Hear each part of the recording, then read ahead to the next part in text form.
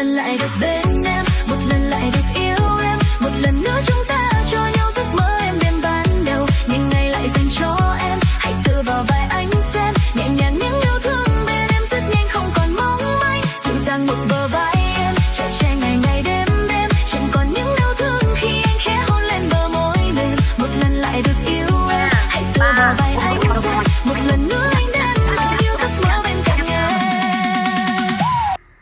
Căng bàn tay lên. 4 3